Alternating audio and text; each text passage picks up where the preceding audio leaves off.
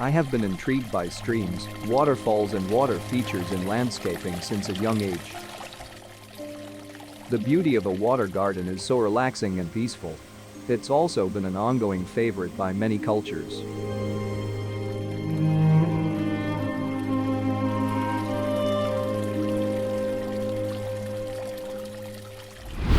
I was influenced by an architect teacher in high school, Walter Terrozgian, who was big into water features.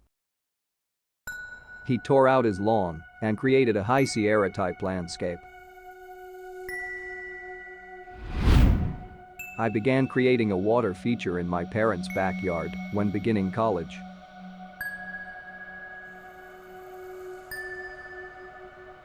Majored in landscape architecture until my college, unfortunately, discontinued the program. I learned a lot about building a water feature over the years, learning what works and what doesn't. I probably could write a book on that. Early on, working part-time in commercial landscaping gave me continual knowledge.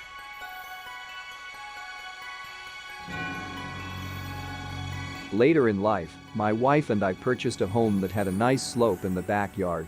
I immediately saw its potential. But life got busy, so I didn't get serious about building a water feature for around 18 years. Interests changed, but creating a feature was still on my bucket list. After retiring from my work as a graphic designer and filmmaker, it was time to become more serious about creating the project. I contacted a friend from our church who is in the landscaping business. He was happy to help with the project. My ideas got big enough that I needed his professional help. He and his sons had access to large equipment for excavating and moving large rocks in place.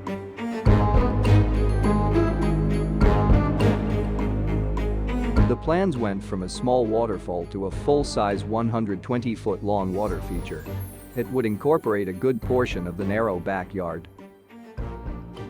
It included a pond at the top, waterfalls in the middle, and a long stream. Nowadays, the use of modern materials would help with construction. A long continuous rubber membrane made much more sense than the old concrete structures of the past, which eventually leaked, emptying the pond. Most water features nowadays don't include a pond at the top. Later on, I soon discovered why, but I still wanted one. At the end of the stream, the water collects into a large 350-gallon tank where the water is stored and drawn by a high-volume pump, circulating water back up the hill to the pond.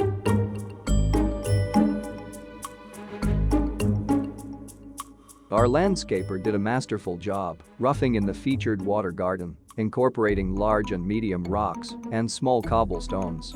It also included many that we had collected over the years. During the next 2 years, after it was built, I rearranged many of the rocks, began to add plants and grass areas. During construction, we also installed a sprinkler irrigation system. After construction, the water feature worked awesome. Adding rock pathways and a bridge over the stream enhanced the landscaping. The grass areas really made the whole project come alive. But it wasn't long before I discovered problems with the upper pond and why incorporating ponds into water features are no longer popular. First, the pond soon became an environment perfect for incubation of mosquito larvae and consequent mosquitoes.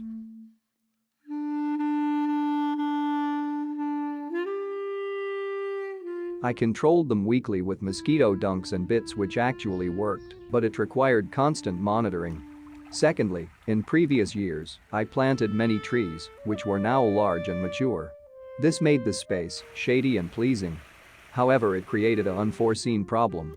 In the fall, when the leaves covered the pond, they eventually became soggy and decayed. We tried to keep them cleaned up, but it became a losing battle.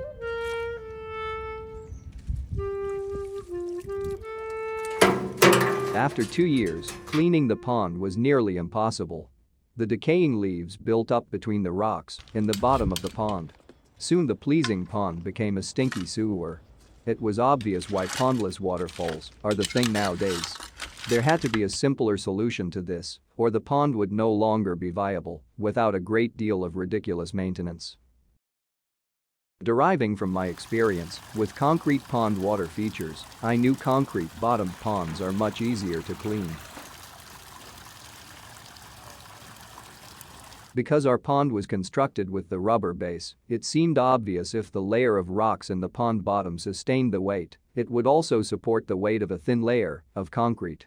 Even if the concrete eventually developed hairline fissures or cracks, the water would not seep past the rubber membrane, a problem stated earlier with concrete ponds.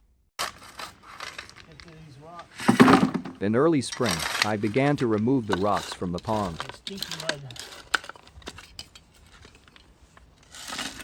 Taking each load of stinky rocks and sifted them. I cleaned each one by hand with a sprayer. Soon there was a big pile of sparkling clean rocks. All kinds of different sizes of rocks. The next step was to clean the rubber membrane.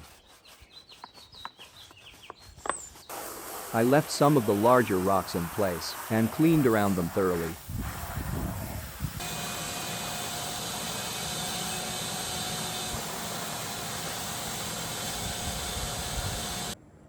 Soon just the clean membrane was exposed.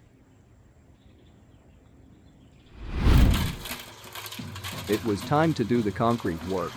In my small Sears cement mixer, I mixed batches with 1 part 3/4 inch aggregate, 1 part Portland cement, and 2 parts washed sand.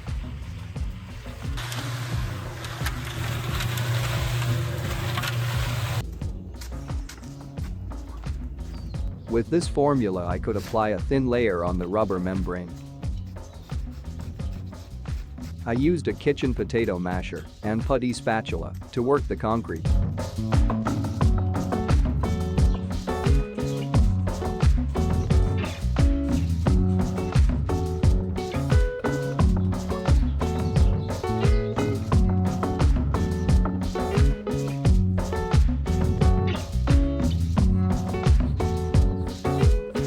Different tools were useful to work in stones and rocks in a pleasing, natural-looking way.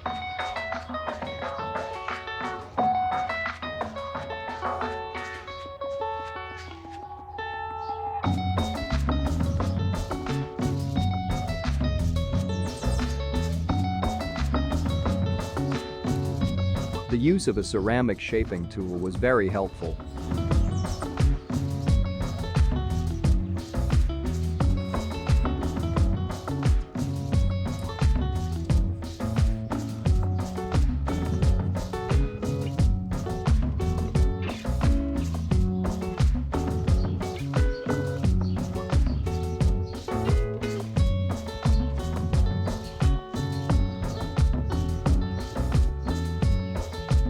As the work progressed, I added one section at a time, working in the stones.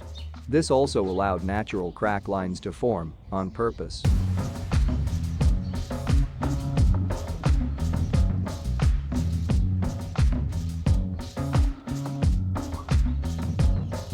Some of the medium-sized rocks were placed on top of the wet concrete. It was fun to create a natural setting, using all kinds of rocks and stones. The bottom now looked like a natural sandy pond bed. Soon, the work was done. The pond looked great once again and even better than before. I also discovered the water was cleaner as it circulated. As far as the stream part of the water feature, it never gets gunky because the natural flow of water keeps that part clean.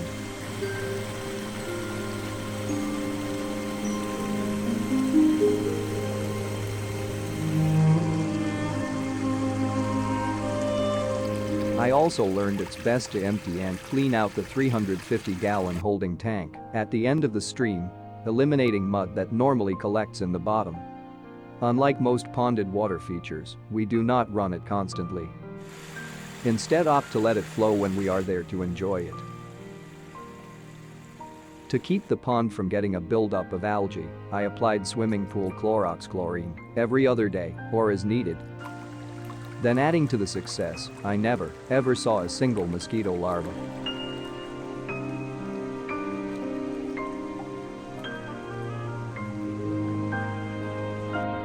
Coming fall, as expected, the leaves fell in the pond and winter weather did its thing.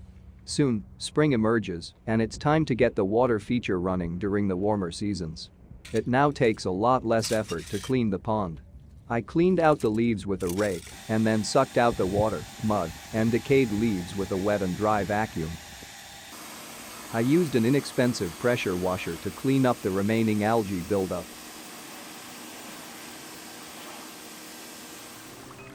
Soon, the pond was filled with water and the feature was ready to enjoy once again.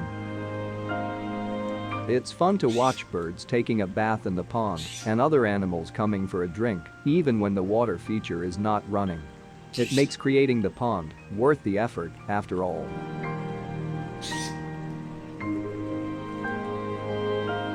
If you're desiring to create a water feature or upgrading the one you have, plan on doing a lot of research and especially talking to others who have assembled one, getting their pros and cons. Just be prepared and knowing you will need to spend time with maintenance and cleaning. But for myself, it's been a creative joy solving issues. I have no regrets.